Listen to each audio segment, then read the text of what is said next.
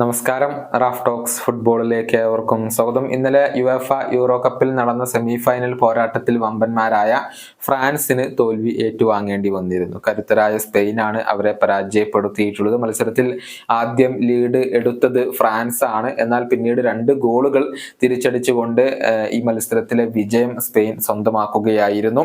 5 മത്സരങ്ങൾ കളിച്ച സൂപ്പർ താരം കിലിയൻ എംബപ്പയ്ക്ക് ഒരു പെനാൽറ്റി ഗോളും ഒരു അസിസ്റ്റും മാത്രമാണ് സ്വന്തമാക്കാൻ കഴിഞ്ഞിട്ടുള്ളത്. മാത്രമല്ല, യൂറോ കപ്പ് എന്ന അദ്ദേഹത്തിന്റെ സ്വപ്നം ഇപ്പോൾ സാക്ഷാത്കാരമായിട്ടില്ല എന്നുള്ളതാണ്. തന്റെ ഈ ഒരു കോമ്പറ്റീഷൻ വൻ പരാജയമായി മാറി എന്നുള്ള കാര്യം കിലിയൻ എംബപ്പെ തന്നെ ഇപ്പോൾ തുറന്നു പറഞ്ഞിട്ടുണ്ട്.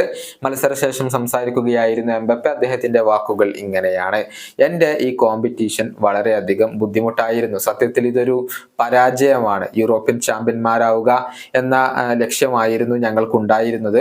യൂറോ കപ്പ് നേടുക എന്ന ആഗ്രഹത്തോടു കൂടിയായിരുന്നു ഞാൻ ഇവിടേക്ക് വന്നത്.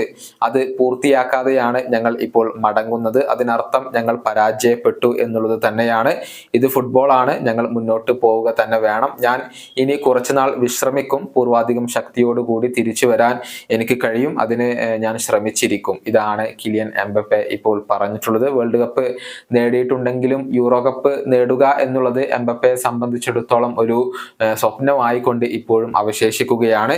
ഈ യൂറോ കപ്പിൽ പ്രതീക്ഷക്കൊത്ത ഒരു മികവ് പുലർത്താൻ കിലിയൻ എംബപ്പയ്ക്ക് കഴിഞ്ഞിരുന്നില്ല എന്നുള്ളത് മാത്രമല്ല, ഫ്രഞ്ച് ടീമിന് തന്നെ ആ ഒരു ഹൈപ്പിനനുസരിച്ചുള്ള പ്രകടനം പുറത്തെടുക്കാൻ സാധിച്ചിരുന്നില്ല എന്നുള്ളതാണ് യാഥാർത്ഥ്യം. ഓപ്പൺ പ്ലേയിൽ നിന്ന് ഒരു ഗോൾ പോലും നേടാതെയായിരുന്നു അവർ സെമി ഫൈനലിൽ പ്രവേശിച്ചിരുന്നത്. അവിടെ സ്പെയിനിന്റെ വെല്ലുവിളി അതിജീവിക്കാൻ അവർക്ക് സാധിക്കാതെ പോവുകയായിരുന്നു. ഈ വീഡിയോ അവസാനിപ്പിക്കുന്നു. കാണാം.